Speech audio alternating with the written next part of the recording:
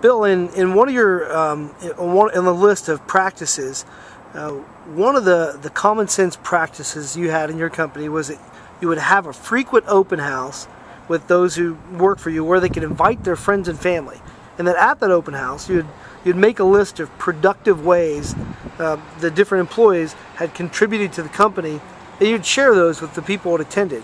Tell me about that practice. Well, the reason why I did that is because when my kids were in school, they would have an open house, and I would go to see their teacher. And when their teacher said, "This is what your daughter did in class," it was really special. I mean, it just made me feel great. And I thought, well, if it made me feel so great when I visited my daughter's school, wouldn't it make people feel the same way when they visited their son or daughter or father or mother or brother or sister's job? And their superior said, "Hey, you know what? John did this great job, or Sue did this great job. Let me tell you about that." And you know, it worked exactly the same way. We would have a list of all the things that our associate did that were really productive, and we would tell those to the people who visited. And you could just see them kind of puff up, you know, so proud. And all that, we got a lot of support from the families when we did that. Because who wouldn't want to work for somebody where their boss was telling all the good things they were doing?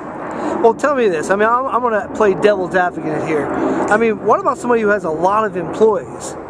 Well, you need to remember, we break this down into groups of nine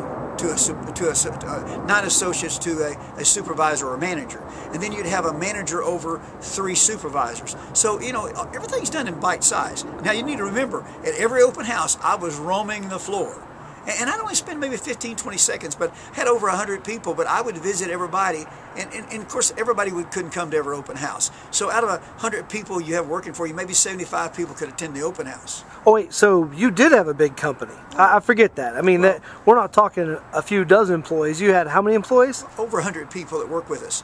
Now, you know, and here's what you need to remember. We still break it down to bite size. You know, there's 9 people working on a team, and they have a supervisor, has a list of all the things they do well. So it doesn't take very long to do that. But the open house would be for everybody? Absolutely. So it would be like a party, like a big crowd of people. Yeah. Now, how often would you do these open houses? At least twice a year. Wow. Mm-hmm.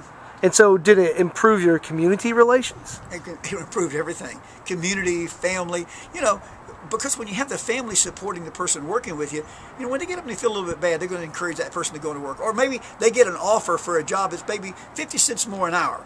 Well, if you have the family support, they're going to say, "Listen, would you leave Bill's company for 50 cents? And that's what I was looking for. That's great.